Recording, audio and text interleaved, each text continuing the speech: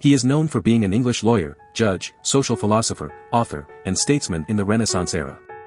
He is recognized for serving as Lord High Chancellor of England and writing the influential book Utopia. His name is Thomas More.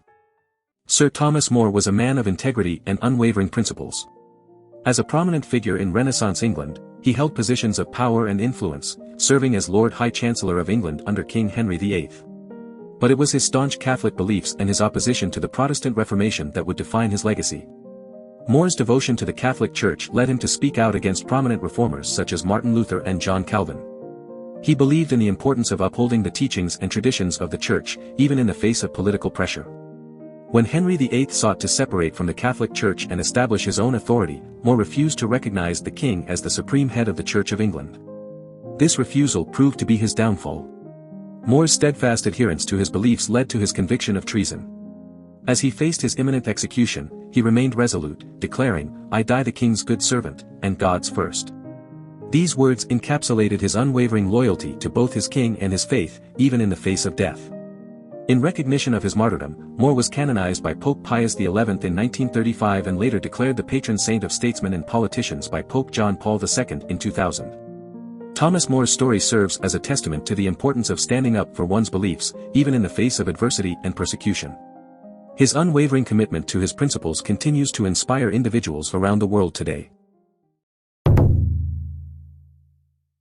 Thomas More's early life was marked by a strong foundation in education and the pursuit of knowledge. Born on Milk Street in the City of London in 1478, he was the son of Sir John More, a successful lawyer, and Agnes.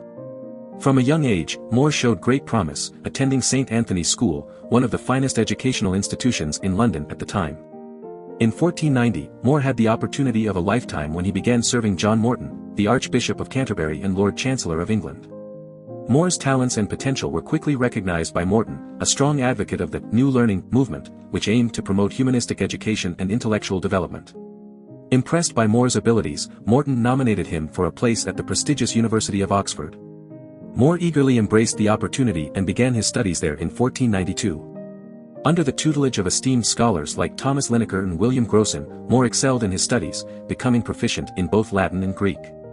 However, More's path took a different turn when his father insisted that he pursue legal training instead. More left Oxford after just 2 years and joined New Inn, one of the inns of Chancery in London, to begin his legal education. In 1496, he became a student at Lincoln's Inn, one of the renowned inns of court, where he dedicated himself to mastering the intricacies of the law. More's dedication and hard work paid off, as he was eventually called to the bar in 1502.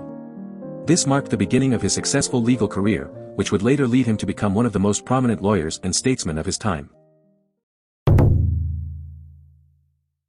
Thomas More, a man known for his unwavering faith and commitment to moral values, once found himself at a crossroads in his spiritual journey. His friend, the theologian Desiderius Erasmus of Rotterdam, recalled a time when More contemplated leaving his successful legal career to follow a path of religious devotion. In search of a deeper understanding of his faith, More immersed himself in the practices of the Carthusian monks near the walls of London.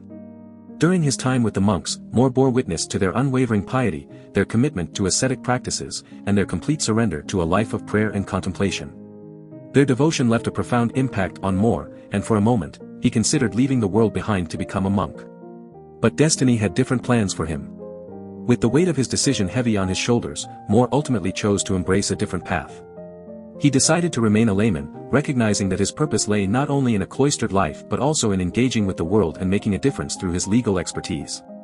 He stood for election to Parliament in 1504, and the following year, he entered into marriage. Although More did not become a monk, his spiritual journey did not come to an end. Throughout his life, he continued to practice asceticism, wearing a hair shirt next to his skin and occasionally engaging in self-flagellation. These acts of self-discipline were an expression of his deep faith and desire for spiritual growth. In recognition of his commitment to a life of virtue, More was honored as a member of the Third Order of St. Francis. This acknowledgement on the calendar of saints highlights his dedication to living a life aligned with the principles espoused by St. Francis and the Franciscan tradition. More's unwavering dedication to his faith and the pursuit of moral values serves as an inspiration for us today. In a world filled with distractions and temptations, More reminds us of the importance of staying true to our beliefs, even when faced with difficult choices. His example teaches us that spirituality is not confined to the walls of a monastery but can be lived out in our everyday lives, whether we are engaged in professional pursuits or committed to personal relationships. As More once wrote, "My life will recur in exactly identical fashion." This statement reflects his understanding that the spiritual journey is a continuous process, unfolding throughout our lives, shaping our choices, and guiding us towards a deeper connection with the divine. Thomas More, a renowned philosopher and scholar, embraced a progressive approach to education, particularly when it came to his daughters. During a time when it was uncommon for girls to receive a classical education, More insisted upon giving his daughters the same academic opportunities as his son. This decision set an example for other noble families and challenged societal norms at the time.